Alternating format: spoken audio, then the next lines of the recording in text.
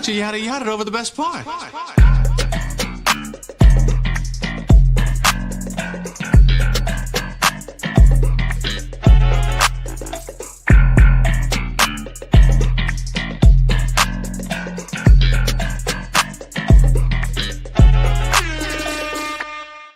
Yeah, ladies and gentlemen, that's right. You heard the theme music, which means one thing and one thing only, bitch. You are here for another episode of the Yada Yada Podcast, episode 136 to be exact. It's the kid Joe Cornell in the building today. Black Hyphy is out of town for the weekend, but hey, we got Nelso here and we got the podcast MVP, Sebastian. What up, fellas? How y'all doing? Good, man. How you doing? I'm doing great, man. Hey, we had a great night last night. Pause. Tell him. You know, actually, you know what? No. You know, it's a solo episode. Y'all know I love to be the main character on the solo episodes. But I'm gonna take a moment off and let Andre be the main character. Producer Nelso, because that man right there ran it up last night. Come on, man. What happened last night, man? Talk to me nice, man. Come on, man. What'd you do? You ran it up? Dude, 816 day. First off, shout out to Kansas City. Shout out to the town. Shout out to the town, man. Shout out to the 816. We showed up, showed out. Heat wave, 816 day. 816 degrees, right? 816 degrees. And felt every literal part of that. Every degree. Every we degree. Felt every degree of that temperature yesterday. We felt every degree of that. But it was a real heat wave. It was supernova on some Johnny Storm. It's like the devil's ass crack in that bitch. You hot. Like there. But we sold hella tickets. So That's shout right. out to that. Shout out to Higher Drop a bomb Love. for that. Drop a bomb for that. Come on now. Yeah. And yeah, overall it was a great not great performance, but great party. Obviously great performance, but we had Gabe in the building, we had Ezra in the building, Des, my brother was on the bar. Yeah. He was killing it. Sold out. We ran out of cups. Nigga had to come on, Andre. Yeah, we had to get it right, but we did get it right. At the end of the day, this is what I thought was amazing, bro. So we had a fresh pack of wristbands, right? 100 count. At the end of the night, we didn't have any more wristbands. One more bomb for you, man. Come on, man. What are we talking about right here? Numbers. That's what we talking. We didn't have any more wristbands after the end of the night. Hey, that means it was sold out. You couldn't get in there. You couldn't get in there. It was the hottest party in the city. You wasn't there. We were though. That's why we talking about it, bitch. That's why we ran it up. We was there. Ain't that right? It's right. But talk about yourself, Joe. Oh, now's the time for me to talk about myself. All right, let's talk about me right real quick. Hey, another fire DJ set by yours truly. Yes, sir. Turned that bitch up once sir. again. You know, I was really excited for this set, man. I'm glad it was really receptive. I'm glad y'all recorded because that shit was fire. We were watching it earlier. I was standing there amazed at my own work. Like, damn, this is a fire set I just did here. And that shit was last night, bro. That shit was crazy. I played some Draco the Ruler. That felt good spiritually. Man, it felt good to finally get some Draco in there. It was good to see everybody turned up to it. A lot of great people came through. It was a good time. I'm very happy with it, man. I'm glad everybody fucked with the set because I be stressing myself out over these sets. That's why when you saw me yesterday, I was just like super locked in because like when I start making a set, I'm very hard on myself and very critical. So when I put together something, I'll fucking hate it. Yeah. And I'll get mad at myself for it. And you was mad at me last night. Well, you was trying to ask me too many questions. I was cooking. I was like, Andre, let me DJ. I'm like, Joe. I don't know shit about mics. I'm like, Joe, we have to get her to perform. This is like, and then what was throwing me off was the mic was just working. Like the mic was just working with Des's setup and whatnot. Yeah. So we swapped decks, and that was kind of like a whole technology swap out. So we had to get that adjusted. Had to hit the no music for a little bit. Yeah, we had to be there. We had to stand in that energy. But no, it was all good, man. It was all good. I also wanted to shout out to the Sabre team. Shout out to Sebastian. He recorded the set, recorded Joe's set. On the hotspot Wi-Fi. On the hotspot Wi-Fi. But no, it was great. Everybody did their part. Ryan came in from out of town. He's back in KC at least until I guess tomorrow. Yeah. And then Sion literally touched down yesterday. Yeah. Or not yesterday, but the day before yesterday. Yeah. And everybody played their role, even from afar. Sav was in DC, R.I.P. Papa Henry, but not he. What am I talking about? I was on Papa Henry. She was the one that's put into play for the merch. So she got the merch together. Shout out to Sav and Natalia. They got us right. And yeah, it was just an all-around good time, bro. Good vibes. No bullshit. Nice. I think it was too hot to even be on bullshit. Yeah, no one was on that energy. Yeah, literally. No one was really like on hot shit because it was way too hot for that. Man. It was way too hot for that shit. But if you were, we had some hot shit for you. You know, hot shit. I played that song too. Shout out to the boy. Man, you know what I'm saying? on. Like, hey, that shit was fun, man. I had a lot of great time. I had a great time. I'm glad Gabe got to hear the Beyonce and Kitty Cat blend I did with her and Only See Me. Yep. That shit was fire. Like, I had a lot of fun, and I'm glad everybody else enjoyed it too. Because like I said, I'd be stressing myself out, and then when I finally get to the point in the set when I'm rehearsing it where I do like it and I'm really excited to play it, then like the waiting game kicks in, and so like my set was at 10:30. Yeah. I got there at 8. That's like a 2.5 hour wait, and it's hot as fuck. So I'm just like, come on, man, I'm ready to go. I'm ready to lock in. So that's why when I got the DJ, you start asking me questions about the stuff happening with the speaker and the mic, and I was like, not right now, Andre. I've been waiting all night for this. This is my time. Yeah. It's my turn. Talk to Ezra, not me. No, but yeah, shout out to Ezra, shout out to Sion for troubleshooting the audio interface situation. Shout out to you for holding it down, man. Yeah. Hosting the event, man. You did the whole thing, man. You did the damn thing, Man, Andre. man, I tried, You said man. you wanted a crowd, I brought you a crowd. Man, Joe, are you not entertained? Did you want people? I got you people. We're on the same team. Can I tell him what you told me? What'd I say? About the people? Oh, yeah. Okay, so Joe came up to me. It was like 2 pods ago, and he's like, "Man, I'm just tired of people missing out on my sets, missing out on this greatness." I'm like, "Joe, it's okay. We got you. We're 816 day." He's like, "No, you just don't understand." I'm like, "No, I do. I do understand people, maybe not popping out, but we got it. Don't worry about it. We got it." And I feel like we did. I feel like we did a good job. You did for the first. Which one was this? The second one? This is the second official heat wave. The Okay. first one was with Tusev and Southside. Mm-hmm. So shout out to them. Oh, yeah, I remember that one. Yep. And we had pizza and Wingstop. That was at Aaron Rhodes spot. Yeah, that was at the Farewell. Yeah. Shout out to Aaron Rhodes. Always Aaron, love. Always love. Media. Yeah. Shout out to me. Legends. I know something about it. Yeah. Dude, instead of message, we got to get legends. Legends. Yeah. Know who you talking to out here. For real, bro. But yeah, all around great turnout. We're gonna run it back in October, but you didn't hear from me. You heard me? It's gonna be a great time, man. Make sure you pull up to the next one. For real. And it'll be a lot cooler. It will definitely be cooler. Well, they were supposed to have an AC unit too. They said that it was like in the works of maybe being ready by the time that we had it. So I wasn't really worried about it until Liam hit me up or hit the group chat like maybe 3 days before. He's like, "Yo, Michael just called me. There's supposed to be a literal heat wave in the in the area. We need to prep for that." So I'm on Facebook Marketplace buying mini portable air conditioning products, and there was one where I was like, "This might do it," but the nigga wanted $150. I'm like, I don't know if it's not in the budget. It's not in the budget, It's sir. not in the sponsorship budget. Yeah, so. no. It's not in my budget. Yeah. But no, everything turned out well. Shout out to your mom for the stickers as well. Everybody came together. It was a whole family affair. Yeah, man. that's how you gotta do it sometimes, man. Like, Literally. you need a team, need a Literally. movement. We created one. You created one. Man, my cousins was in there. My cousin Rosa, she was in there, and my cousin Tyler bought a ticket, but fortunately he was in the hospital, so he couldn't make it. But wanted to send some love to Tyler. He's doing well. He's recovering well.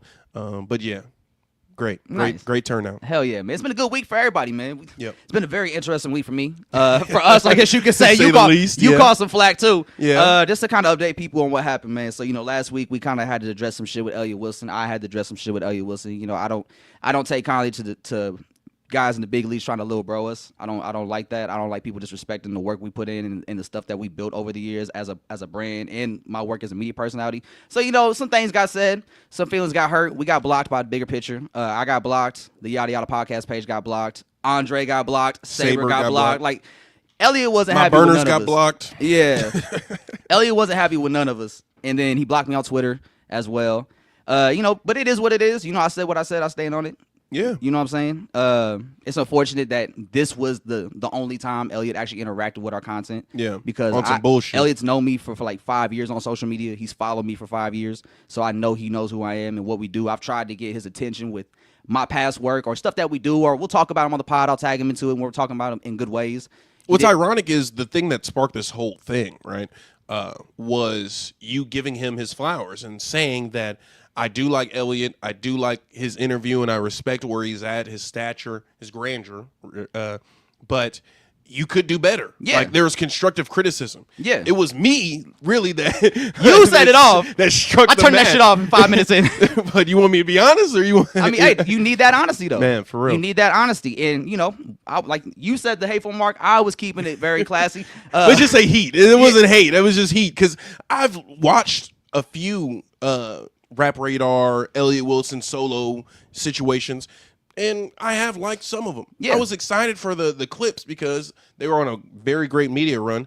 But ultimately, it was a lot of ha-ha and kikiing that it's like, Which I addressed. Yeah. Which I addressed. Yeah, and it's like, I can get this somewhere else with people that I like more. Yeah. So that's all. Yeah, that's all it was, man. Just like all we asked you to do is like just step up to the level of caliber journalism we know you're capable of, and for you to take it the way you did was really disappointing. Because if you just paid attention and just actually interacted when we tagged you and shit, we talked about you in good ways, it never would have went this way. Bro, the first problem clip ever that we ever posted was you giving Elliott Wilson his flowers and me kind of like trying to break down his social media strategy and how he would like put out a line where it was almost to incite people to make memes out of it, where it was like very quote tweet focused to where like, what's the greatest rap bar of all time or something like that. Yeah. And I liked those positions where you're kind of like taking the place of a the name blanks on me, NFR. Oh, NFR podcast, like yeah. those nameless media platforms, the fear bucks of the world, you know, where they'll just put out a quote tweet or a thing that's supposed to be quote tweeted and like generate a whole bunch of views, a lot of engagement. Yeah. So I like that direction that he was taking in social strategy, but when it's whiny, me, why not me? It's like, dude, eventually it's just you. Yeah. You know what I'm saying? Just look in the mirror. Yeah, like, you know, and plus, it's not good to be entitled when you have a legacy that size, that stature. So, and it's like you shouldn't feel entitled because everything that you want to do, you should be able to accomplish because you have a legacy that should allow you in those rooms. But it's how you move that's turning people away from you. Yeah. And it's just like, you know, like I said, man, you got to kind of look in the mirror. Yeah. Like I said, it's not a battle with me he trying to engage with. It's a battle with himself. It's a battle with yourself. And so, like, it really, as a journalist, it does upset me that this is the route I had to go with Elliott, but, you know, so be it. Yeah. That's just kind of where we at with it. But, you know, that's just what it is. And maybe down the road we'll cross. I'll be in that room with him. Hey, I'll say this just to wrap on that front. He made a point to say, Tyler's going up to Hot 97 like it's 1999. And it's like, dude, are people supposed to sit with you like it's 2001? Like it's not like the, you know, like low-key, that was your prime era. Like the timelines of things aren't too far apart. Like, yeah, you almost double the nigga age. You know what I'm saying? Yeah. Like, come on, bro. So Elliott. It's unfortunate, but shout out to Jeremy Heck, man, for being a good sport about it. Because I think Jeremy Heck was definitely my bad. I didn't mean to put Jeremy Heck in that kind of position, man. But I was just like gas in the moment. You did a great drop at the right time. That's why I was like, ask him about me. And so like that's why I did it. My bad on that. Like, you know, it's my fault. Blame me. I'm glad Jeremy took it in good stride. You know, he held it down for Elliott, so I respect that about it. You know, but he didn't try to sum me in the process. So I do respect that. I'm glad. You know, Jeremy L is still cool with us. He still fucks with us. Man, unblock us, man. Unblock us from the bigger picture. That's the. It's like, bro, what? Why the platform? Yeah, the platform page blocked us. Platform. Like, why are you moving like that on the platform page? But that's another conversation. How y'all gonna let him get the login info? Because that's his show. Oh, it's just his, and it's featuring him. Yes. So Ashawn told me this. Oh shit, I'm ignorant. Yeah. So Ashawn told me that's Elliott Wilson's show. Oh wow. And so like he has a stake in it. That's why he switched to the Bigger Picture podcast platform pages. Okay. So he doesn't have an Elliott Wilson Instagram or Twitter anymore. It's just the Bigger Picture. Oh. And the Elliott Wilson Experience. Oh wow. So he only operates on his platform pages now. Okay. So the fact that makes sense. But the fact that he moves like that on his platform pages, this is not a good look. Yeah. But you know that's why he's in the position he's in now. Hey. You know. They had to regroup. They had to regroup. They had to like, hey, no episode this week, y'all. We're gonna take a break. Cut it. But actually, speaking of staying on niggas' necks, you know what I'm saying? Let's talk about it real quick. Yeah, let's talk about some town business real quick. Man, the come on. town been turned this week. We just been telling motherfuckers to get to work, and I love that shit. Get to work. I love that shit, man. Hey, the homie Ashawn, Kansas City's very own Ashawn. He's from Kansas City, but he living in New York right now. He running it up in New York. He just dropped his first freestyle, I believe, since moving to New York. Yeah. So this is his first offering in like a year and a half, I believe, a year and a half. So, and this is how you make a fucking statement. This is how you come back onto the scene and make a statement to motherfuckers. And I love that shit. I love that shit. Do you have that clip, Andre, by chance? Here, I'm pulling it up. My man, he already on it. Yeah. Listen, this is a different era for Sean. A new level. And he's telling you that right now in this shit. I love this shit.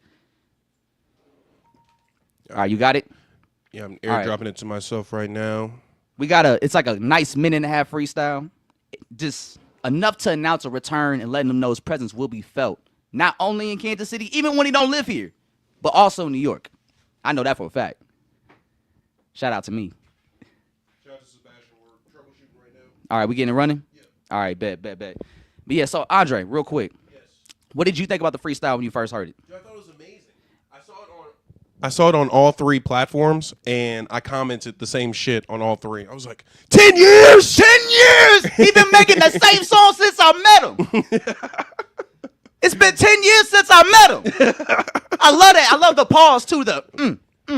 It's been 10 years since I met him. He's disgusted with y'all. Whoever it is, I don't know who the fuck he's talking about, or if he's talking to anybody directly, he might be talking to everybody. He might be talking to me. Just blame me. You've been making the same media since I met him. Nah, for real. Nah. Platforming the same nigga since I met him. Let's talk about it. Let's talk about it. For real, though. But he brings up an interesting point about support. Yeah. I think that's my... Hey, look, I heard this freestyle. Hey, Sean, I played this freestyle like 10 times, bro. You spaz. All right, we throw it on the screen for us? Yeah, we got it. Thank you so much. My timeline, niggas buying Wi-Fi. The crowd about support, I turned a blind eye. Bitch be gone like voila. I pull a rabbit out the hat, this got a gun. Let's have some fun time. I'm the main one, on the front line. Nigga ask about me, fuck a punchline. I'll punch niggas that rap about it. These silly rap niggas, it's only rap niggas who give a fuck about them. We don't see enough about them. These niggas must be laid off, cause I don't see the work. I don't see no passion, cause they raps been getting worse. Then you ask me about the city, well truthfully this shit hurt. Cause all of these niggas ass, I don't see too many deserving. All these niggas ass. Time since the last time you amazed us. It's been all a of y'all long are ride, ass. my career changing faces. I done been a lot of things, but I never been complacent. I showed you different levels, I've evolved with the changes. He make the same song he was making when I met him. It's been 10 years since I met him. I'm outside in the field, on my jacket it's a medal. Got a purple heart, cause what I do with pins is really special. I see niggas that's entitled, and they gave the city classics. Ain't did shit for the masses, but go and drop a link to capitalize these niggas backwards. Ain't seen you do no charities, but you want some support. Ain't seen you reach no handout, but you want some support. Ain't seen you at no local shows, but you want some support. Or you crying for a sport.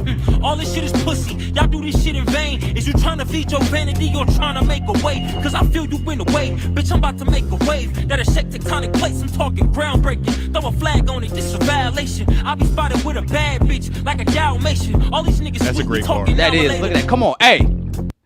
Come on, man. Hey, that's how you fucking, hold on, run the end back real quick. I want to hear that last part real quick. Oh shit, what the hell? My bad. What we do? What happened here? There we go. Let's talk about it.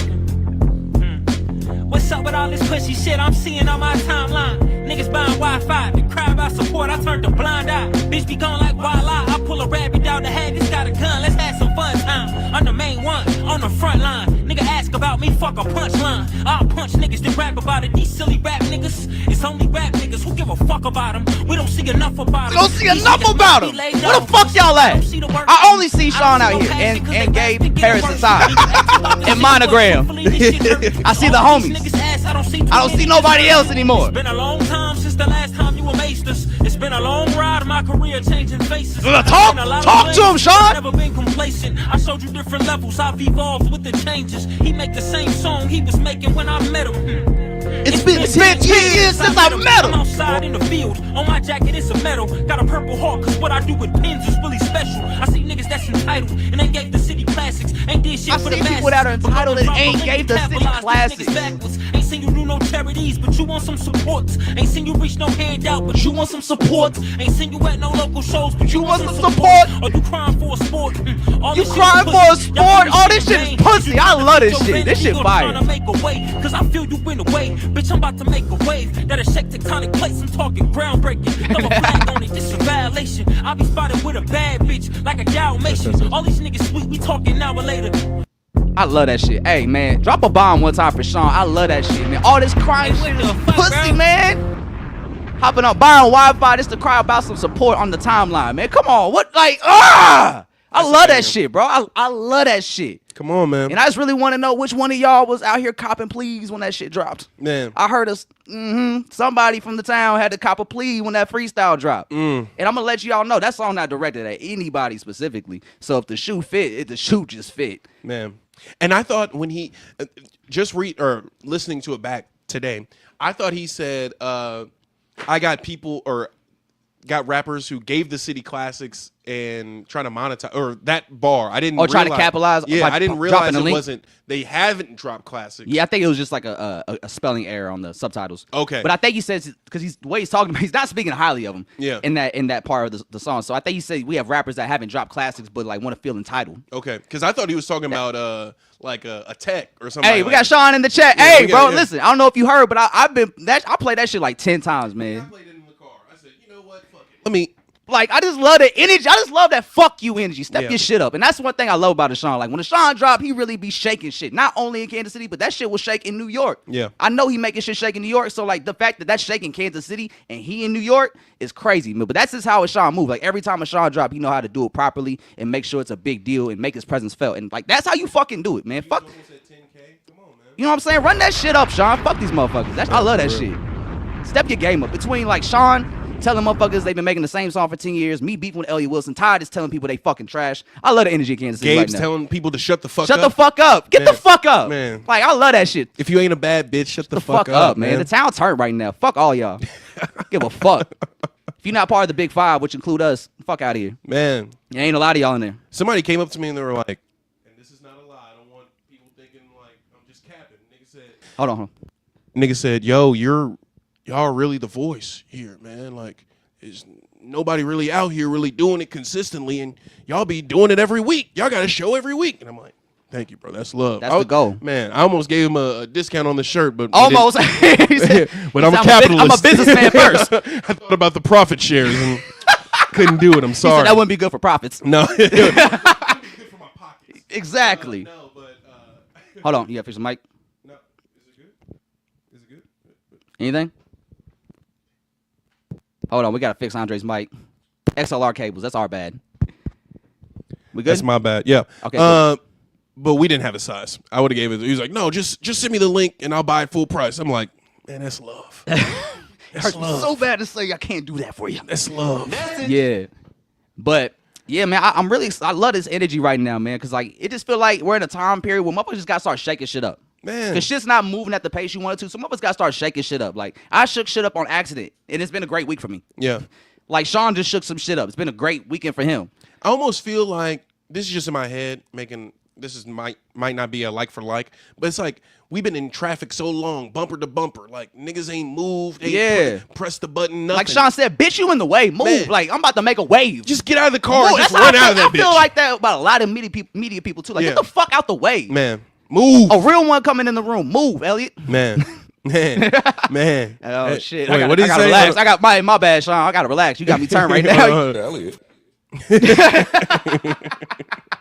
Sean got me too turned right now. New York got me turned right now. I love this, man. I love this energy, man. I think the town definitely needs that jolt. Yeah. If you feel like that applies to you, then fucking do something to change it. Get the hell out of the car, man. Get off the porch. Hop into the streets, man. Get active. Man, for real. Stop hiding. Man, Get active. Stop hiding. Get active. We see you once a year when you drop an album. Then we don't see you again for another year. Where you at? Man. Are y'all still rappers? We don't see enough about them. Like Sean Man. said, we don't see enough about them. Where the fuck they at? I love that. Sean, watch. Now Sean gonna get me in trouble. I'm coming too fast now. He said, relax. I'm getting too hype out here. We might need to take the gunshot off the soundboard. We loaded the clip last week. We got it might empty it. Yeah, we might have to drop another clip on these motherfuckers, bro. Why not? Why not? We already in the room, like I said. We here now. Man, for real. We running it up, man. But yes, salute to Sean. I love that shit, bro. That shit. Woo! And just know, man, Sean got way more heat coming too. This is just like a start. That was the perfect energy to go into last night too. Yeah. Just being proud of Kansas City, being proud of like right now too. just like right now too. Shut the fuck up. Shut the fuck up and get to work. Stop asking for support when you don't even support yourself, nigga. Come on now. Man, you don't even support your own dreams. Drop a classic first. Man. And then we'll support you. Man. How about Drop that? a song that doesn't sound the same 10 years ago.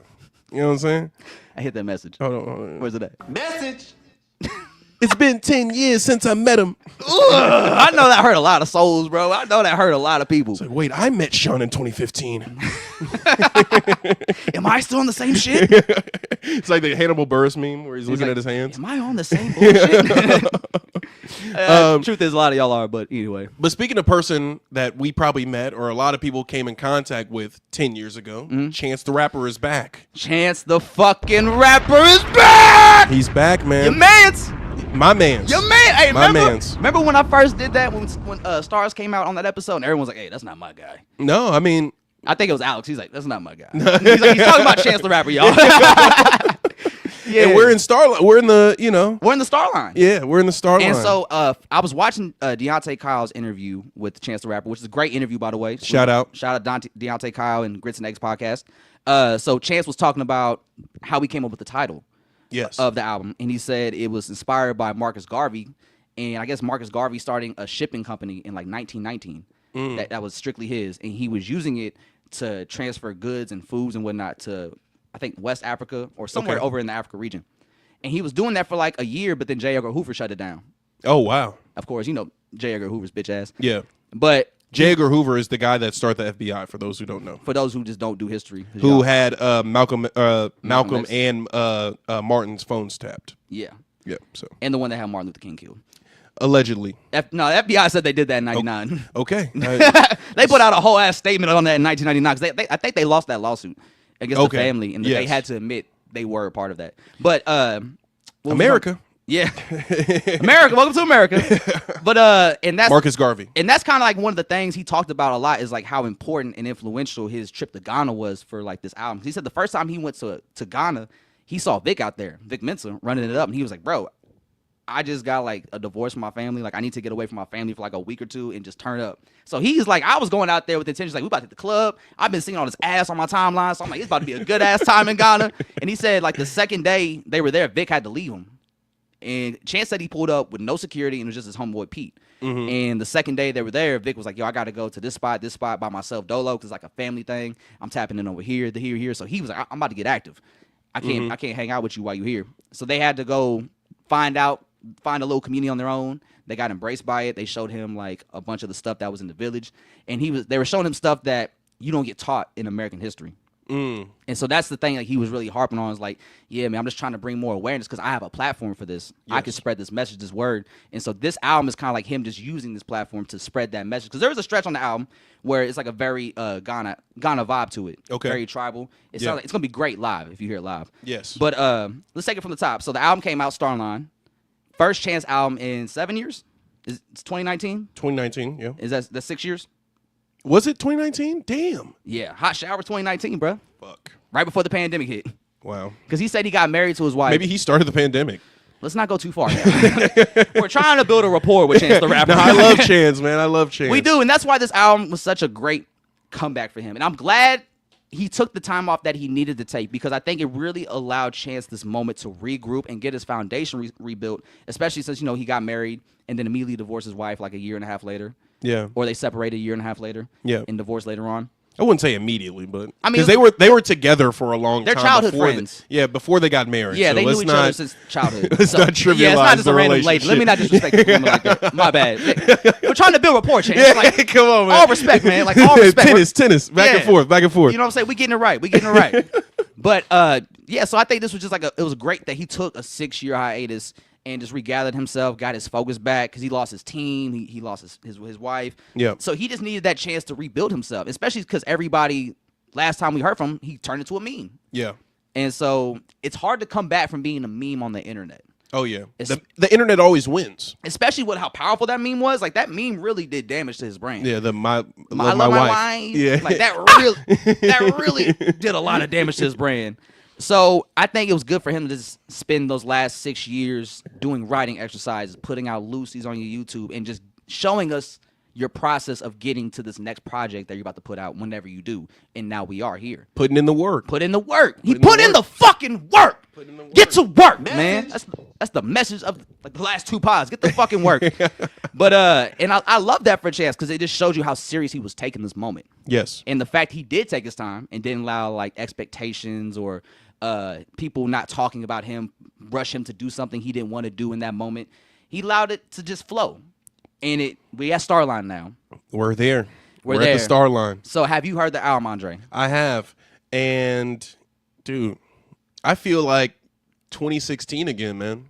It feels good, don't it? It does feel good. The Star Side intro, I think, was a phenomenal way to really get the album started and set the tone for the energy. Yeah. I think that was really dope. And I just like how musical it is. Yes. And now, this is the one quarrel I will say I have with the album, right? Okay. And shout out to my roommate, Chris Doms. He described it perfectly. He was like, sometimes I think with Chance's music, it's just like a sweet that's a little too sweet. And he says, like, sonically, sometimes Chance will try a lot of different sounds and put them together, and he's really good at mastering that. But this album is obviously some moments where he's stepping in new sounds, and new sonics, and you hear him trying to figure out that pocket.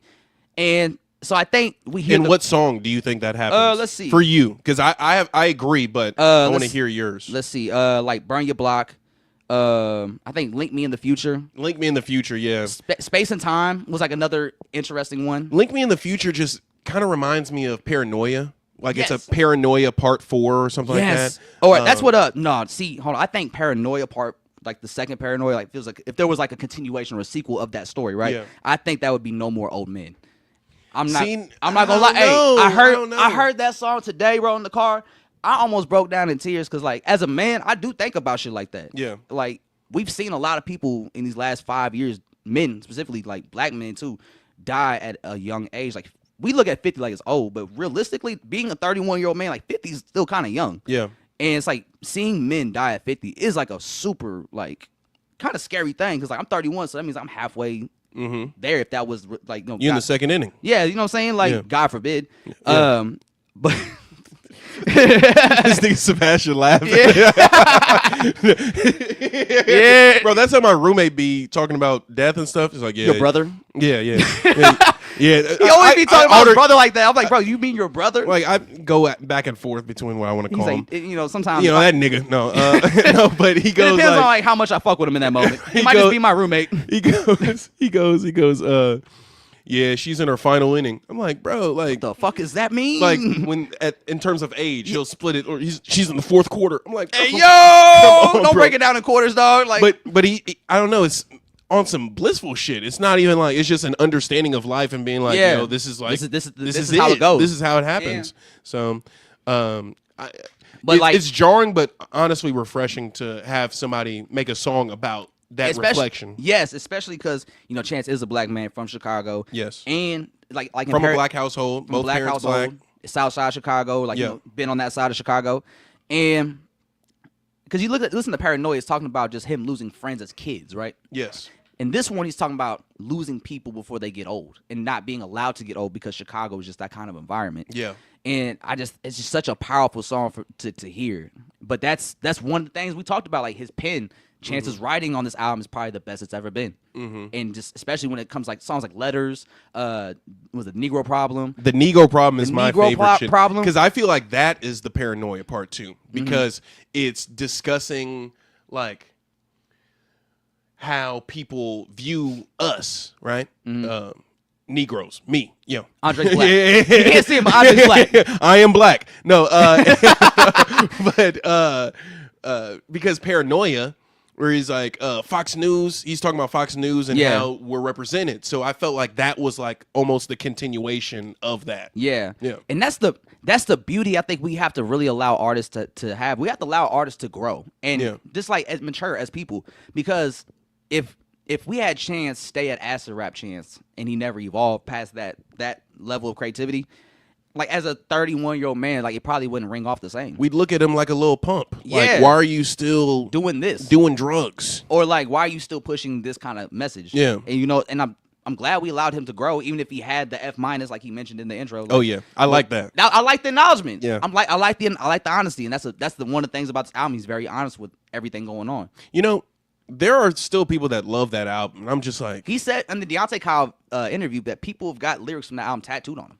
Jesus. Rapport, Andre. We're trying to build rapport here. Bro, he acknowledged it. I mean, yeah, he did though. Like he did it on the intro. Hey, you know one thing I did like about the intro, but I thought it was also funny. It was a good callback to the Acid Rap days. Yes. Where he was just like, and we back. But you know, if you listen to him say that on this album compared to like Acid Rap, you can definitely hear he went through some shit since then. Oh shit. Why is it not? Hey, hold on. But yeah, because he doesn't have like that pureness. Like, and we back. You know, he doesn't have it. He's like, and we back. Yeah. So yeah, bro, you got divorced I'm recently. in the door. Like, I'm through the door. yeah, like, and that's kind of what the last song is about. What's the last song called again? The outro. If you can pull it up before I do. I got it. It's called Speed of Love. Speed of Love. He talks about how, you know, like moments move like a lot faster now. Yeah. And just like, you talk about Mac Miller when it started off. He's like, Mac died in September. I cried in October. You know, these moments used to be a little more pure or something along the lines of that. And it's just kind of talking about how, like, you know, life has been moving incredibly fast ever since that moment. And these times used to move slower and more of like a pure place. Yeah. You know, he's like Pillars of Hip Hop. Bounced off Dilla tops or some shit like that. It's a play on Jay Dilla's name in hip hop. But it's just cool, like, to hear him talk about that and be in that reflective space, because it's kind of like similar to Mac's 2009. Yes. Where it's like, I know it's behind that door now. It's not 2009 no more. And that's Chance having that reflective moments. Like, kind of like from the big day and kind of reflecting back up to that moment where it's like, life was different before this. Yes. Because I think Big Day came out shortly after Mac passed. Yeah.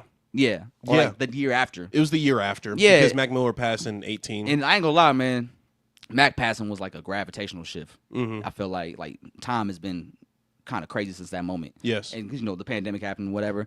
But yeah, so I really like the thing that Chance is really good at that I got to salute for is like putting together some amazing outros, and that outro is really one of those ones. Cause like, where's the love at? Yeah. Cause he's talking about being down on his luck, and people like rooting against him, and he's going through all these trials and tribulations, and he's just like, you know, but still, I still prosper. He's like, you know, leave it all on stage. Yeah. Like, hold on.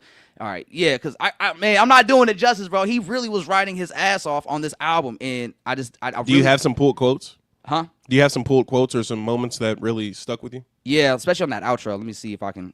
I got it pulled up now. So let's see. What is that? Leave it all on stage. Oh, like Badu says, friends, fans, and artists must meet. Which one are you? Which one are me? Go on, break a leg, leave it all on stage. If your life fall apart, leave it all on a page. Unrecouped, looking for love in return. What happens when a star doesn't burn? A dream deferred. Here, you take the acid since you concerned. They talk about it like it's some sort of super serum. Look, love was the fuel and the pen was the tool. It's been that way since the lunch tables at school. Come on! Writing his ass off, bro, but being honest with you and being vulnerable about it. And I love that. It was never about the acid. It was about the man. It was about me and my pen. And he showed you that on this album. Like Letters, I think Letters is a really great song. It's about the church, the mega church, and the black church. It's a letter to that. Yeah. And that was a really good song. It's like the stretch actually, and I like the highs and lows a lot on this album. I do too. I like it a lot. I do too. I didn't like the song when it first came out, honestly. By itself, I thought it was just okay. Yeah. But on this album, it makes so much sense, especially after what is it? Back to the Go. Yes. That was a great follow-up to that. I like the how do you even say that? Draptomania? Draptomania. Draptomania? Yeah, so actually, I like that song, man. So he explained on the Deontay Kyle interview why he named that and what that means, right? Okay, what does it mean? So, you know, the hook, he's like, go crazy. Yeah. Go crazy, right? So draptomania is a term that doctors would use during the slave days to diagnose runaway slaves. And that's essentially said, oh, they're crazy. That's why they ran away. And they would diagnose them with draptomania. Jeez. Goodness gracious. I don't even have a soundbite for that. Here, I got it. Why?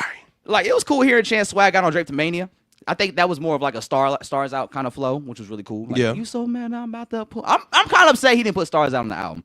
Where would he put it? Where would you put it? You know, that's a good question. Because honestly, sonically, it doesn't really fit the album. Maybe after Ride? Maybe before Ride. Yeah, because you can't have that going to No More Old Men. Yeah. that start. You're just rapping about a wraith. Yeah. Now you want to tell us all men are dying? Yeah, I think maybe second song I would go there. Yeah, I would definitely have the Star Side intro. Stars Out would have been that would have been fire. And it goes into Ride. Ride? Yeah. Hey, Ride! I love Ride, man. Ride would do or die. As soon as I saw them on that track and I heard that sample, I was like, oh yeah, this is it. Yeah. This is the one. Yeah. This is the one that's gonna be a hit. Bro, I was really glad that he got and Twist is back on the Chance album again. Yes. That was great. I think it's the first feature they've done together since Acid Rap. Okay. but I could be wrong. I'm Dude, willing that's to be Cocoa wrong. Butter Kisses, right? Yes, sir. Yeah. Dude, I was just listening to that the other day, and I'm like, damn, when I would listen to acid rap, that was one song. I know I'll probably get killed for this, but that was one song that I would skip. I knew you were about to say some bullshit, bro. I would- Once I you would- say I'm about to get killed, but I'm like, you about to say some stupid shit. I would always skip Cocoa Butter Kisses, only because I don't know. It's like You don't like the hook? Cocoa butter. yeah, it just sounded Cigarettes forced. on cigarettes. It sounded forced, and then when I would hear white people sing about cocoa butter, I was like, "Shut the hell up!" Like like He said my problem is really with white people. white Chance fans. No, I don't know. I just never bought it. But with this, and I don't know, me living life and more like, experience, reflective, Yeah, growing up a little bit. situations, yeah, I really like that song. And then like Twist's verse on that is Like up the there movie. with like the best verses on that project. Yeah, and there's a lot of great verses on that project. Literally. A lot. But the Literally. fact that Twista was able to stand out and give Chance that moment as an OG from Chicago, Yeah. in that moment for Chance as a young up-and-comer, like that was huge for everybody. He had stars on that bitch. He had Stars. Childish Gambino, Action No Bronson. Name, Action. No But, Name. Was Saba on there too? I don't think he was on that one. Okay. Because I think the first one they did together was Angels. Yeah. Yeah. Okay. What else? Absol's on there too. Absol, Yeah. Vic Smoke Mensa. one. Oh, one. Yeah. Yeah. Yeah. Let me Smoke put my again. mouth where you potty, boo. Yeah. It's like.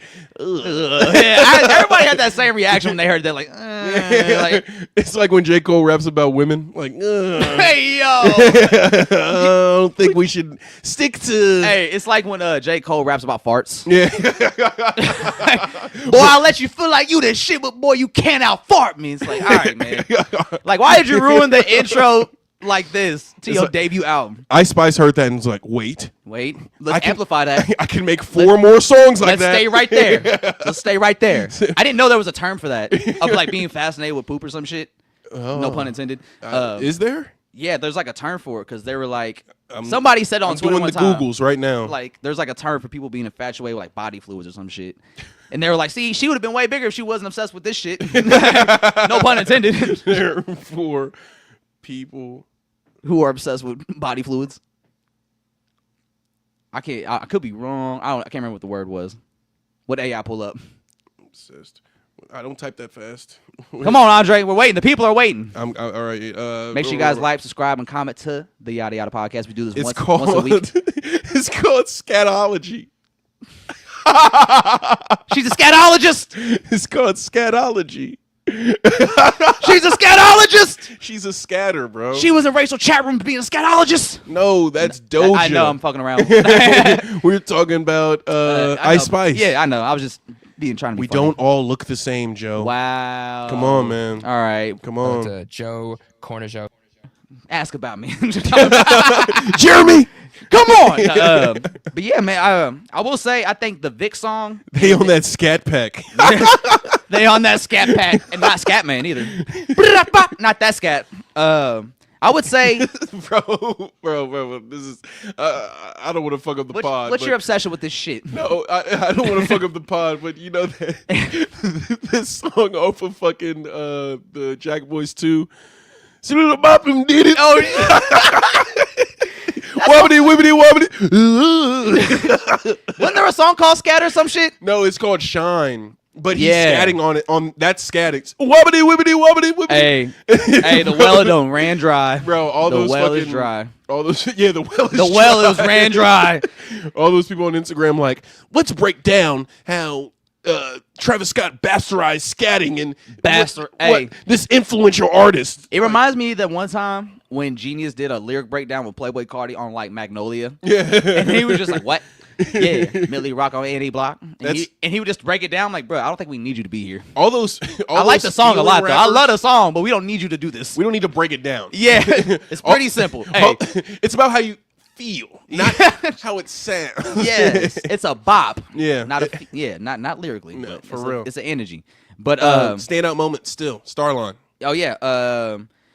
So I would say once the Vic song starts, which I believe it's not Space and Time, is it? No, it's Back. Is it Back to the Go? We just said Actually, it. Yeah, back to the go. Back to the Go. Okay, right. And then highs and lows. So I like that. But then I would say from 8 until like 16, it gets a little not bad. I'm not gonna say it's bad. I think I just need maybe more time to listen to the album and sit with it more. But I think it gets a little shaky right there. I do like Gun in Your Purse with Young Thug. I do like that song. And Tia Corinne. Tia Corinne, hey, shout out to her. She went crazy. Young Thug. That's probably Young Thug's best verse since he got out of jail. Man, stick to this. Yeah. I thought you were going to follow it up. I'm like, well, stick to what? No, stick to this. Like yes. this. And stop tweeting, dude. Stop for fucking real. tweeting, bro. I like Burn Your Block. I think Burn Your Block is going to be one of them songs that it was definitely made with Ghana in mind and like their sounds. Yeah. So I think that's something that's going to sound a lot better live. I'm excited to see that live if we get the chance. But no pun intended. Mm-hmm. But I think off the first like listen or two, I'm not too big on it. Letters is cool. Speed of Light, I can't really remember too much about that. Just to drop, I mean, that was really cool. I think it's always kind of cool to hear Jay Electronica and Chance the Rapper rap because they always talk about super religious concepts, and I think it's always cool to hear them kind of go bar for bar. Yeah. But I'm not really moved by just one-off Jay Electronica features no more because it's just like I'm not buying into what you're selling. He's not the Green Ranger anymore. Nah, like the magic's gone. Oh shit. Especially when you were with the Rothschild, bro. I'm not trying to hear you talk about this shit. Hey, yo, the stream about to go down immediately. Like, cut that shit.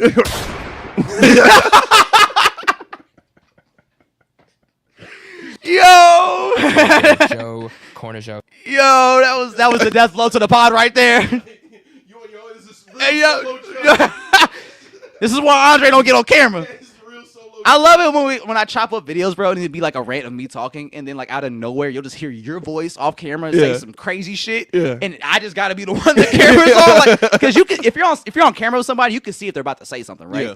You can't see you, so you don't know if you're gonna say something. And I'm behind a monitor. For those who don't know the setup, I'm behind a monitor, behind another screen, and my laptop's on the floor. Yeah. So, and there's two cameras in front of me. But not one of them is on Andre. But that's why it'd be funny because you can't see when you about to talk, and then they'll just hear you say some wild shit out of nowhere. Turn that shit off 7 minutes in. I'm trying to give this man his flowers and credit. And he's like, turn that shit off 7 minutes in. That was bullshit. What's up, Nelso? You know, the best in the game, man. The best in the game. Try to. But yeah, so I think, like I said, I think a pot or two ago. That's right. I called it B-Dot. I fucking called it. Chance the Rapper can't lose, and I think he did deliver. I will say in this moment for me personally, I don't know if it was at sonically the level I was expecting him to hit, but writing wise, rapping wise, A1. I think some of the songs where he's singing could be a little bit better, but obviously it's a new pocket, new sounds for him. So we're hearing him trying to get that foundation laid with that sound in real time. I think he should have had somebody lay the under vocals or something for Link Me in the Future. Was that the one with the auto-tune? Yeah, I think so. And it was like him doing the hook on auto-tune and in his regular voice, and it was just like it wasn't a good blend. It wasn't. But I don't know. We always let niggas get away with bad singing. So I mean, now with that song, I think what was that song called? The auto-tune one? I'm not Link sure. Me in the Future? Is it Link Me in the Future? Where he said, "Oh, whatever." That's and okay. it's like, I don't know. I'll be right in doing better, or something like that. So when I heard that, I was like, this is like a really bad 808s impression in Heartbreaks. I think he was trying to do what Kanye did vocally with the auto-tune, but I don't think he mastered it yet to where it hit the same. Dude, what happened to Francis and the Lights? Wasn't that your homie? Why don't you just get that nigga to lay the voice? Lay the vocals. Been beautiful. Come on, man. That would have been beautiful. Or James Blake. Y'all were roommates in L.A. Fun fact, yeah. And remember that? Now what they were. And then Frank Ocean plays the piano over there every now and then. Oh, yeah. really? He talked about how one time he was like, it was a moment he realized how lit he was in L.A. because he was in L.A. and he's like, I was chilling with a shorty at the crib, and then Frank Ocean was just over in the corner playing on the piano while we was chatting it up. He was like, bro, I'm really like that out here. That's when he realized, bro, I'm kind of getting out. I'm losing myself. That's why he went back to Chicago. Yeah. Shortly after that, but. Yeah, so it would have been better if he got other vocalists to probably help him out a little bit on the songs that he handled himself melody-wise, because sometimes his singing was a little off-key and not as appealing to the ear. Yeah. But I think Chance can sing to his highest extent. He's not a great singer by any means, but he knows how to use his voice in a good way to make it serviceable to your ears. Yes. But I think on this album, he may have missed the mark a few times. Now, he did find nice pockets on him, so it did clean it up a little bit. So I think that's why maybe I'll need more time with the album to fully grasp that middle section of the album. I think the song Ride is a perfect example of a song that might not have the most conventional, singing on it, but it's still entertaining and it still And hits that the mark. sample is a classic. Like Yeah. that is one of the greatest beats I've ever heard Yeah. in my life. Like I wish I was around when Tony dropped that shit. I bet that changed the world, bro. I bet color just hit everywhere. Like, Man. oh my gosh, what is this vibrant sound? What is this color we're seeing? Like, Nah, for real. I love that beat, man. And because like the first time I heard it, it was through Nelly. So I have a deep attachment to that beat because I thought it was a Nelly song to me first before Yes. I heard Tony. Yeah. It was Loving Me off Country Grammar. The first CD I ever bought too. So I have a lot of attachment to that beat. Oh, shit. And so hearing Chance use that, I was in the kitchen when they were playing it in the living room. Mm-hmm. I heard that beat come on. I was like, oh, I already know he got one right here. I already got to know run he got into the one. living room. Yeah, I was like, ooh, Chance got one, and I know do it down this motherfucker. Let's ride it. Yeah. But no, Joe, staying on the album, because there was somebody featured on there that you had a bit of, quarrel, a little static for. Who? And that's BabyCheifDoIt. Ooh, that's It's right. BabyCheifDoIt. So, Do you have that clip by chance? Huh? Do you have that clip by chance? Let me see if I Can can you find that on it. Twitter Let me real see if quick? I can find it. Because it did go viral on Twitter. So just a little context for people that don't know. I I don't know if I can find it on Twitter. I know I commented on Instagram, so I got it saved. Okay, bet. So for those who don't know, BabyCheifDoIt, who's featured on Drapomania on Chance the Rapper's album, he recently went viral this week, right? And it's really unfortunate because I just got into BabyCheifDoIt when I was out in New York through Sean, and I was really fucking with him. And you guys probably know BabyCheifDoIt. He's the kid, I should say. He's like 16, 15 years old. He's gone viral a few times because he looks like Riley from the Boondocks. Yes. So that helps him out a lot. Like him too. Sounds like him too, and he raps like him. Yeah. In terms of like what he raps about. So he went viral because he was on Power 105 this week, and he said that he will occasionally use ChatGPT to help him write lyrics, or if he's struggling with a line, he'll use ChatGPT to help him finish it. Because he said a girl that was hanging out with him when he was writing a song saw that he was struggling to find the next line in his rap, and she was like, "Why don't you just ChatGPT that?" And he was like, "Damn, you're right." So he immediately went and downloaded that shit and used it to help him finish the line. So I have a quarrel with that because I don't even like rappers having ghostwriters. So Man. here it is right here. Here's the clip right here. We're going to get it set up for y'all real quick. We got Sebastian on it right now. The hardest working sound guy in the podcast business. Here it is. Yep. And these OGs just sat there like it was cool. Like, bro, what the hell? You said, "Oh, for real?" Right? Work. How do you use it to write your letter? Like you type in what you wanted to say? Well, what I did was I wrote down 4 bars and I said, write me a song. And then it said, give me a start me off, some shit like that. And bro, I started him off, whatever the fuck it is. That shit, it wrote some shit. Now I ain't use it, exactly how it was written, but it was some, some shit that I could pull out of. Yeah. Bro, that shit was cool. I've been using that shit to All write right, my so this is lyrics, my real quarrel, shit. man. Word. ChatGPT. Like, I hate when rappers have ghostwriters because to me, hip hop is Let's talk about it. So I have a problem with that, right? Because hip hop to me is such a very personal genre of music. Like when I hear you rap something that's super crazy or super clever, I'm amazed by it because it came from you. Yeah. So like when I hear, I'm assuming it came from you. So like when I hear somebody like Hove and I hear or Kendrick or Nas or any great you could think of, and they say some of the most off the wall shit, it's just like, wow, how did your brain even get to that point? That's why we're amazed by it because it's coming from them. Yeah. How did you connect those 2 points? Exactly. Like how did you get to that point with your skill set and your talent? And like there's part of the craft, right? Yes. Is your pen game and like improving it and getting your point across, your message across, and your creativity across. But if I find out that's not coming from you, the music doesn't hold much value to me anymore. Yeah. Because the part of hip hop that's beautiful about it is the emotion and the personal connection you could have to this music because it's coming from this person. It's not like pop music where it's written by 5, 10 different people. Yeah. This is coming from one person. That's why the ghostwriting shit in 2015 with Drake was a huge deal to me. I'm like, no, we shouldn't allow this. Yeah. Because this is not what hip hop's built about. But then everybody wanted to make excuses because it was fucking Drake in 2015. And they're like, well, everybody uses ghostwriters. You just don't know it. Like, all right, man. Well, now staying right there. Okay, so I remember there was a similar controversy when Lil Tecca came out and said, "No, I don't do none of that shit in my raps." Mm-hmm. And seemingly, it hasn't affected his career because he does sold out shows. He does Lil Tecca running it he up, does bro. numbers. Yes. So, do you think? And First off, I have 2 questions. Were you as frustrated with Lil Tecca for not like living what he's saying? And 2, do you think that BabyCheifDoIt, his. Hold on, hold on. We gotta fix this XLR.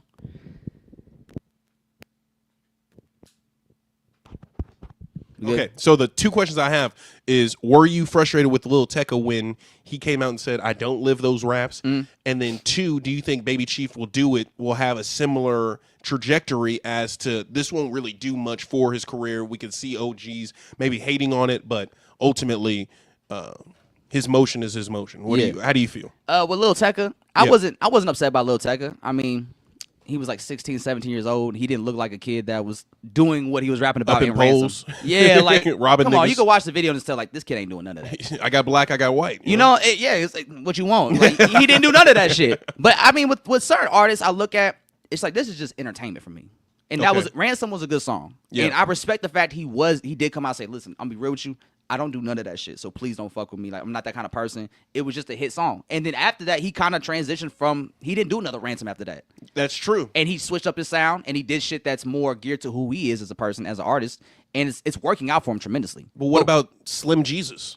I was thinking about that when you said that. Slim Jesus is different, bro. He was just white. That was the problem. He was white. Yeah, and he was like a grown man. It's like you gotta live it then. Hey, bro, he went to one live performance. They snatched his chain. We didn't see him again. Beat his ass. He was on Vlad the next day. Bruh, I ain't gonna lie, that song was kind of fire though. Yeah, no, I fuck with gang. savages. Yeah. You fucking gang. Bro. No, we were listening to that at lunch every day. No, he was low key spitting like a motherfucker on that. Like in my fucking gang. I was like, all right, white boy. Like, all right, okay. Yeah, I believe you. I believe you. But do you think Baby Chief will do it? Him using ChatGPT? Do you think that will disrupt his motion right now? Nah, because I think we're in a very idiotic time period where people, AI pro yeah, AI. a lot of pro AI idiots because they can't figure out how to do shit themselves. So they applaud shit like this because when they see somebody of like BabyCheifDoIt status use ChatGPT to help do his job, it's like, see, everybody's doing it. Yeah, I do it too. Yeah, like, and that I think that shit really devalues the art because you're just plaguing it with bullshit. You're ingesting bullshit into it. Yeah. And I don't like that at all. But it depends on what BabyCheifDoIt does with his career from this point on. Like if he blows up and does crazy numbers and has crazy hits, it won't matter at all. But if he doesn't take off, like if he never actually hits that next leap as an artist and just kind of fizzles out, you could blame this. Yeah, you could be like, well, because I mean personally, if I hear you use ChatGPT to write shit, I don't want to hear AI music, so I'm not listening to that shit. Yeah, and it's really unfortunate because I like BabyCheifDoIt, but now I don't know. Like, are you actually writing these lyrics, or is ChatGPT doing it for you? He says the young people definitely growing up with it in the schools, even teachers. I don't think it's gonna matter to his generation. I agree. Yeah, I mean that's the downside. Yeah. But I was talking to Des about it, about AI and just it being in music and creativity, and it's just like you're really just devaluing the art of being a creative, and whether it's music, writing, movies, whatever you're creative in, painting, art, it's like devaluing it because you just think by putting this prompt in to make this that makes you an artist or creative. It's like that's not it's you making it. Whether it is what you're into, it doesn't have to be good either. Yeah. And I think that's also what scares people. They don't want to be shitty when they start something. Yeah. But that's part of the process of being creative. You got to be shitty at first, and then you got to work on your craft and develop your pen or develop your painting, whatever it is you're into, and then you'll watch it level up in real time, and you'll be proud of yourself. I don't think that AI should be used for creating music. I don't think it should be used for making the end of something. Like, I think it should be only used for like rough drafts, quick edits, did I do this right? Or compare this to the other things that I've done. Like comparing yourself to yourself. That's where I think the strengths come in, because it's for lack of a better word, it's more organic in that system where you're just confining it to process and not final product, in my opinion. Yeah, and I just think art's so much better when it comes from real people. Yes. And you can't really undervalue that when it comes to music, art, movies, whatever it is you want to do creatively. Because when you see something that like amazes you, right, or impresses you severely, it's always cooler when you realize that came from another person. Yes. Like, oh, this person, like James Cameron, made this movie. Like, that's fucking amazing. Or like, well, I mean, all right, maybe like James or James Gunn. No. James Gunn, but I'm thinking of more like Christopher Nolan. He used practical effects. Yeah. Like people who use less CGI. Exactly. Like they want to make it feel as real as possible because that was always the cool thing about movies to me as a kid growing up. I'm like, damn, how did y'all do this? Yes. And then you see the behind the scenes. You see like Lord of the Rings. They really went to New Zealand. Yes. And built all that shit. Mike Yeah. tells me all the time, like they really built all that shit for that movie. Yeah. Or if you look at Star Wars, George Lucas' whole creative process, they had to build all that shit. The first three. The first, yeah, the First three. original. Yeah, the original. Yeah, but like back in the day, they had to do all that shit by hand to make that. Make minis of the big ships. Yeah. Where they could like put a camera down and make it look massive. So And it makes, or even like Thriller, Yeah. Michael Jackson's album, like all the creative process that Quincy did for that album, like you appreciate those bodies of work and those art pieces so much more because you know how much time and effort and work went into creating it for you to enjoy it. I agree. And you can't get that with AI. Because there's no agree. story behind that. There's no agree. struggle behind using AI or ChatGPT for your lyrics. That didn't come from nowhere. That came from AI. Yeah, it came from a prompt. Exactly. And it came from existing work. yes. Yeah. So it's not even getting original work. It's not even original thought at the end of the day. But somebody else could say that everything else in this world under the sun isn't original. So I hate that bullshit devil's advocate shit. Shut the fuck up. I'm not talking to you, Andre. Just whoever the fuck would say, shut the fuck up. Not you, Andre. Just that's in how general. Joe talked to me last night. I was like, come on, man. Come on. We're on the same team, Joe. Like, come on, man. Why are you so mad at me? Doing the best I can. Yeah. It's my first night out here. I don't know. What's up, what's up? My first party, man. I don't know. What do you It's want my first successful party. I don't know. I don't know. Yeah. Joe, Corner Joe. But yeah, man. So I'm not behind it. I'm not behind people using ChatGPT to write their lyrics or just do anything creative wise because that's just super lazy to me. And I think you give AI more power by just I guess giving up in that manner. Yeah. Like if you just like no AI, Or settling. Let's say settling. You're settling. Yeah. And I really don't respect. Hey yo, thank you. That's a great artist's shirt, man. Shout out to Lameric. Yeah. But yeah, so I'm not behind it. So I don't want it to become a thing, but there's obviously no line drawn when it comes to AI and creativity. There's always gonna be somebody that's gonna be like, no, we could do it. It's cool. Yeah, the There's always- government really did us in with that net neutrality shit. So Yeah, I'm glad it's all I'm glad cooked. y'all lose a lot of money with the AI shit too. I'm glad AI is not a profiting business. Man. I'm glad y'all all losing money for that. Man. But actually, there was also another big drop this week. Yes. That we got to talk about, man. Wait. Lastly, on Baby Chief Dude, I will say he be rapping his ass off though. I did see that that live freestyle with Lyrical Lemonade. That's the one I watched. Yeah, No, he be rapping his ass off. I'll give him that. He was. He was rapping his ass off on Chance's shit, and he was like, "I don't want to link. I don't want to work." I'm like, this nigga just like me. and he's 16. But yes, go on. Cardi. Cardi B Yes, dropped yes, a new yes, single, yes, and yes. it was a huge deal because not only was Cardi B dropping a new single, but she also sampled a classic Jay-Z record. Yep. And Now, did it spark controversy with the use of the Jay-Z record? it's yeah. I don't know if it was controversy to say. I guess you could say it was a nice middle ground. Okay. For a lot of people. Are they good? I feel like I've never seen them together. Who? I've never seen a photo of Cardi or Beyonce or Jay-Z together. Well, I assume they're good because Hov had to clear the sample. Okay. Yeah. And this is one I mean, of them. money is money though. This is one of them records though that, like, Hov not just gonna clear it just because if for anybody, right? So, What's the record? What's the original record? Imaginary Players, Okay. Volume 1, Hov Yes. classic, one of them ones for Hov. So when people heard that Cardi was gonna sample Imaginary Players on this, there was a lot of skepticism. Yeah. Because it's like, yo, this is one of them records I feel like you just really don't fuck with. You don't sample it. You don't do nothing with it. You let it live right in its greatness. Yes. You don't touch it. So everybody was like, what the fuck is Cardi B about to do on this Imaginary Player sample? It comes out, and I will say, Cardi's a great rapper. I like Cardi as a rapper. I think she could really pop her shit, which is really cool. But I just think, I like how she doesn't lose her accent while rapping too. Yeah, I think that's she very stay Cardi. It's very unique. yeah. And when I heard it, I was just like, you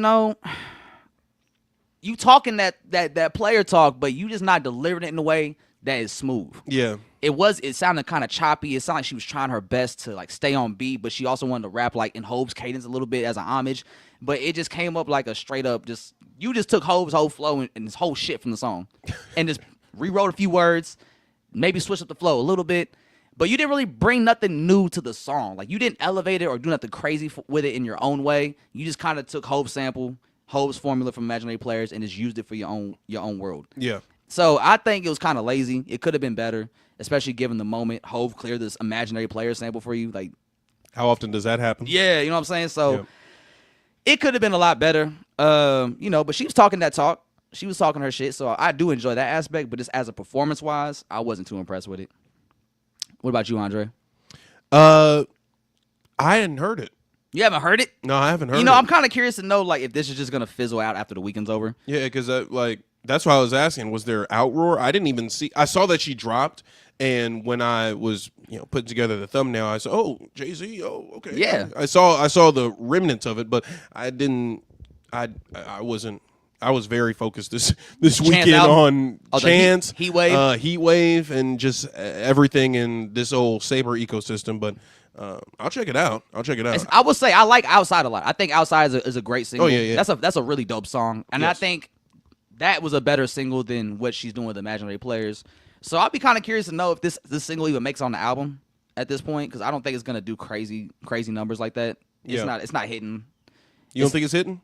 Nah. I mean, I will say that the reception to it ain't bad. Have you seen women on the TL talk about it?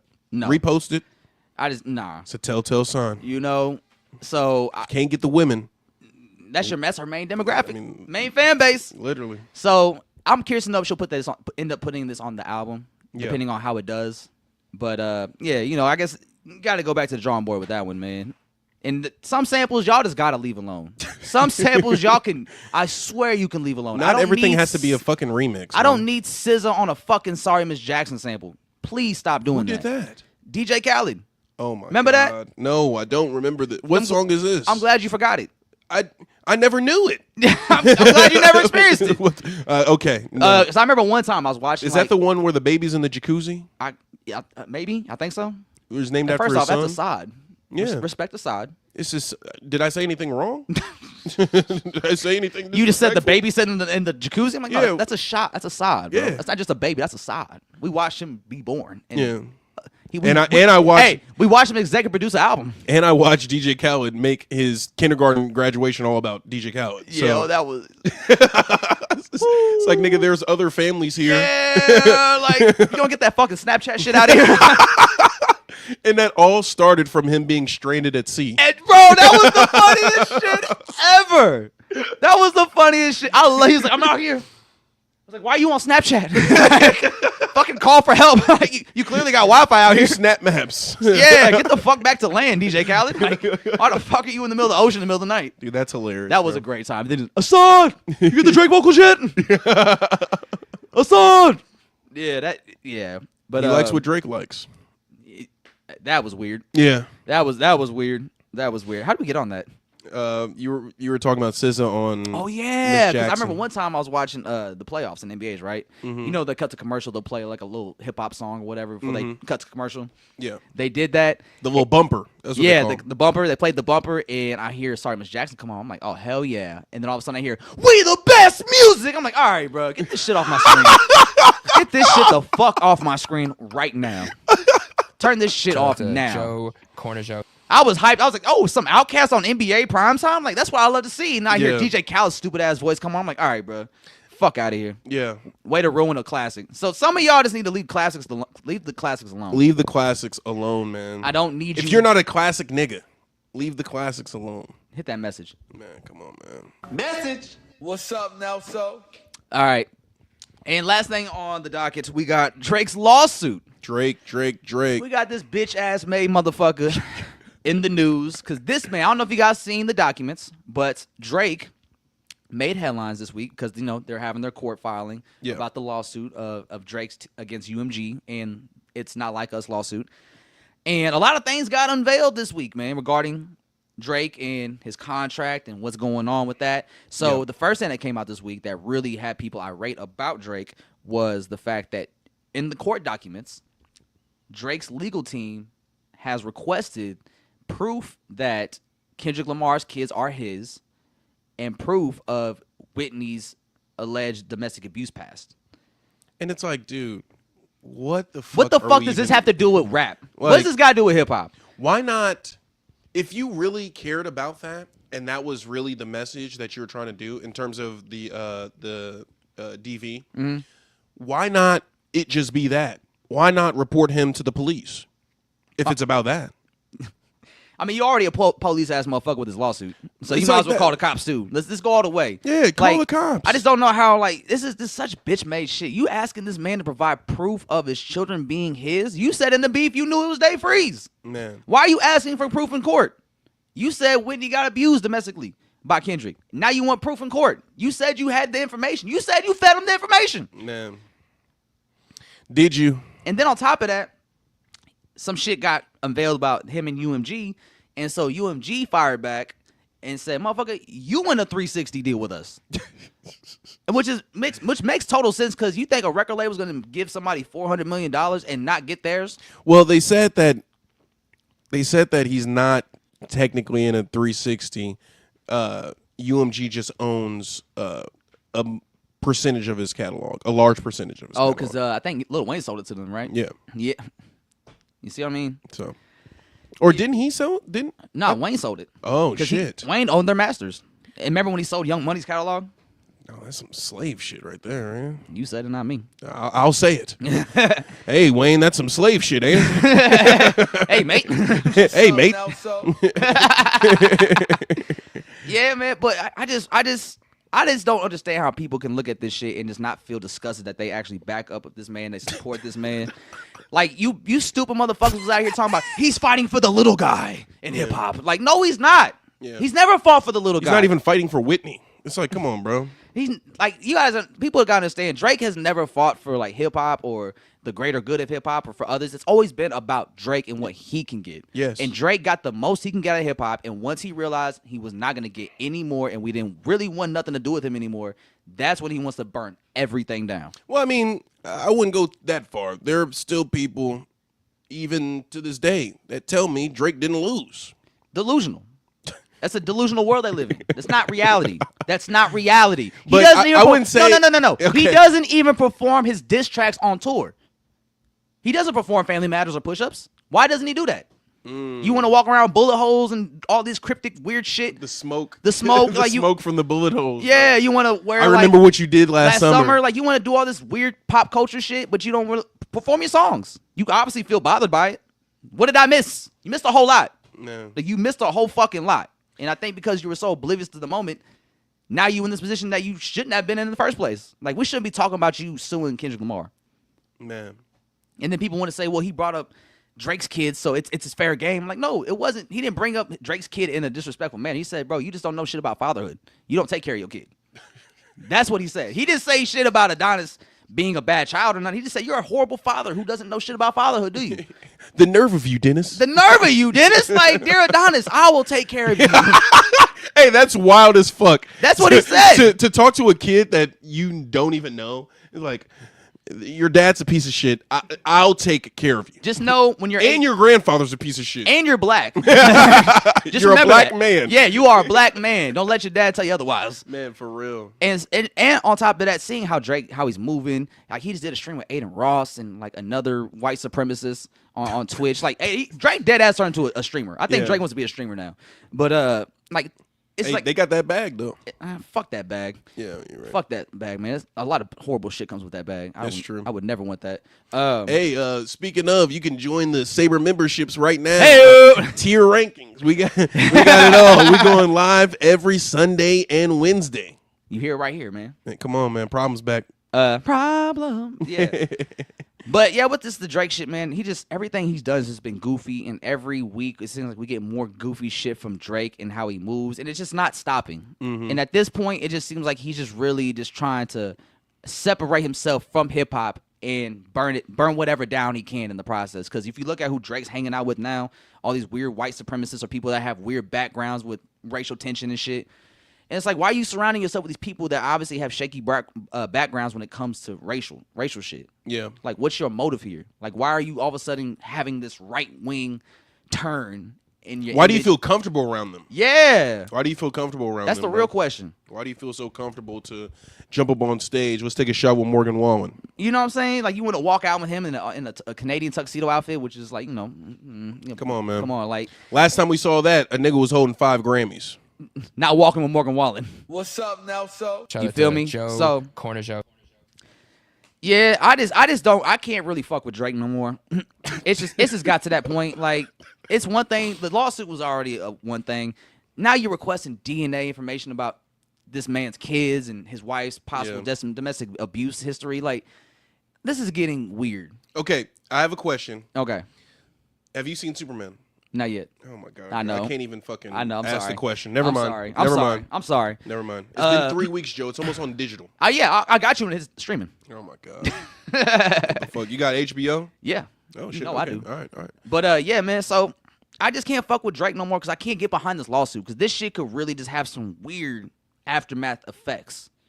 You know, Bro, what's next? If we're deciphering lyrics and breaking them down, using them in court. using Oh yeah, them in and then court? you want to tell the judge not to look at the lyrics from Taylor Made, and she Yeah. said, "No, I have to. Yeah. I have like it's part of the battle. That's why we're here." That sets a precedent that shit, maybe all these mamas that have been losing kids from gun violence can sue the record Sue the label. rappers, like yeah, that sue the was rappers, sue that the was record something labels. Eminem had to deal with. Tupac Yeah. dealt with that. Like a lot of gangster rappers dealt with that coming up when that shit was popping because people would commit crimes or something Yeah. and say, "Oh, well, I was listening to Eminem Yeah. before I did this, and I got inspired to do this action because of this album." And Mm-hmm. now you're in a lawsuit with Eminem, Yep. and that's, So- he talked about that on Sing for the Moment. So it's like this. If That's just a dangerous precedent. it is. What you saying? That's what cosplaying will let you do. Exactly. Yo, dead ass though, man. Dead ass. Shout out to Limerick or Limerick. Limerick? Yeah. Okay, Limerick. Limerick. Okay. Supermoto, remember them? Oh yes, The band? Limerick. Yes, Okay, he's okay, the- okay. He's the vocal. Okay, word. Main vocals. Yes. He's been rocking with us all And this is- episode. the reason he said nice shirt because this is his shirt. I hate when niggas do that. What? Nice Got- shirt and it's your merch. It's like, Hey, come on, man. sometimes you gotta let them No, know. I'm just If joking. I was I'm wearing just- Saber I'm Lane, just would gonna- you I'm not just- say nice shirt? You asked to wear it. I did ask to wear it. Hey, so Limerick, he was almost not even gonna wear that shit. All so. right, yo. All right, man. All right. No, I'm just bullshitting, man. Come on, man. Come on. No, but I'm also bullshitting about I hate when niggas say that. And the nigga tuned it. He was like, man, fuck this nigga. fucking stream. And turned it off. Fuck you too, Elso. No, for real. No, I'm just bullshitting, man. Yeah, but yeah, it's just I can't get behind this lawsuit and what it could possibly do and what it represents. It's just a lot of bitch made energy. Been I a lot of agree. bitch made energy from Drake the last year. I've been trying to give him the benefit of the doubt with the music, but it's just the shit you do outside of it's just so bitch made. I can't support the music because I know who also supports your music and it's other bitch made people. Yeah. And I don't want to be associated with that. You Paul? mentioned them earlier, but I was on a let you know. Oh yeah, Yeah. yeah. Oh, that one. Hey, what does the Rizzler do? We'll leave it at that. We'll leave And I it think at we might that. sign off on that. Bitch ass motherfuckers. See, look. Hey, don't. This is why Elliot blocked us because that man right there, Nelso. What's up, Nelso? Man, come What's on, up, man. Nelso? Hey, real quick, one more time for Andre Nelso, man. I think you got to be the podcast MVP after that party you put on last night. Thank you, Heat bro. Wave, Lamerick, you weren't there. I didn't see you there. Man, what the fuck? It's all good. You showed up to our party though, so I fuck with you. Nah, I was kidding. Nah, it's love though. It's love though. Always love, brother. Congratulations once again, Andre. Thank you, for man. doing your thing last night. Sorry, I was a little tense last night. Yeah, no, it's all good. Yeah, I'm glad. I Sebastian, kind of like that. You know, I was like, bro, I'm locked in, bro. Let me blend. Let me figure out this, You fix the mic. like Joe. That's why we got Sebastian. I literally But don't know what the we couldn't fuck to find do. nobody. So you kept asking me shit. I'm like, dude, I'm running out of song here. Like, we got to get this shit fixed before Gabe gets on. We This fucking song, up songs. The song is running out. Yeah. But yeah, it was a great time, great turnout, man. So congratulations on that. On the Thank you, success. bro. We're Thanks running for it having back. me. Yeah. When you running it back again? October 18th is the official date of the next Heat Wave, man. That's crazy. I won't be here. Yeah. But hey, maybe the next one after that. Who would you put up as a person to take your place for the next Heat Wave? The next one? Who would Yeah. Because I've been thinking of a few names. But I think that would be like a cool tradition to like let the people that were on the last one choose the next one. That's what kind of we've been doing with the Q&As. Yeah. Like, who would you like us to Q&A next? And then we can go to them and be like, yo, this person suggested that we Q&A, So who would you like to see grace the stage of Heat Wave? I would the same one I recommended for you to do, like any other DJs you want to bring on, but I would say Sade Spins. Okay. My homegirl Asia. Let's talk about it. You know what I'm saying? Let's She's do it. doing her thing. She's really dope. I love her DJing style. Like, honestly, not to toot my own horn, but I would say outside of me, she's probably got the best music selection as a DJ. Okay. Because she knows how to really set the vibe. And I'm always impressed with her when I hear her set. So I fuck with her. So since I'm not gonna be able to make it, I would love for her to do it. Okay, perfect. Des, I will say this one last time. He was the only person I've ever heard in Kansas City play some Destin Conrad, so I wanted to make some noise for him, man. Because round of applause for Des. Man, that's my shit. Des killed it. Ezra killed it. The Hey, Sabre shout out team to Ezra, killed it. bro, because he was a soldier for us yesterday. He Nah, went for real. first. It was the hottest it could be in that room. Yeah. It was just Ezra up there DJing with his little heart out, bro. At one point, Ezra was like, at one point, bro, I actually like couldn't even focus on DJing no more because I was so concerned about how hot I was. Yeah. He was like, he said, man, he said, fuck this DJing. Said he got dizzy. Yeah. My dog was up there going through it. I'm outside like, God damn, it's hot up there. Bro, I didn't even get there until like it was halfway through his set, and I remember like looking around, and people they looked exhausted because of the heat, but then they still had that little bob. job, little bob. Ezra did. I did hear one thing in Ezra's set that I thought was super tight. Yeah. He had a remix of Ray Money's "Wet." I don't know what he blended it with. It's like some EDM house remix that he found. Yeah. That shit was fire. Everybody like it was almost like like when you take a shot and it's like it's like that. So Yeah. like that was like Ezra, and then like Dez and you were kind of like the mixed drink, and then you were like the nightcap. You know what I'm saying? Yeah. Where it's like I take a few shots, like I'm kind of uncomfortable, I'm sweaty, but I'm still vibing. I'm still vibing. And then Dez is like, all right, let me maybe rope a little blunt. Let me get a mixed drink. Yeah. Hit up my boy Nick, and then you were like the nightcap. Man, give me another blunt, man. You know what I'm saying? Let's really celebrate tonight. Let's really celebrate. We did that shit. So no, it was great.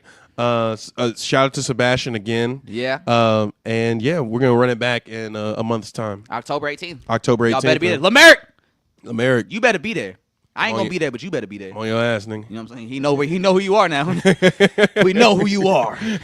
But yeah, man. So hey, where's the confetti at, man? Give yourself a confetti, man. Podcast MVP today. Man, this is the first. We got time. Nelson. Come on, bro. First This is the one? First time, man. Go ahead, man. I wish we could. And see I it. was late to the pod. Man, we would have started an hour earlier. Fucking Nelson. Man. But, hey, man, congratulations once again, Sebastian. Thanks for pulling up the whole squad. Yes, sir. Until next time, man, episode 136 of the Yada Yada Podcast, the kid Joe Cornell. We out.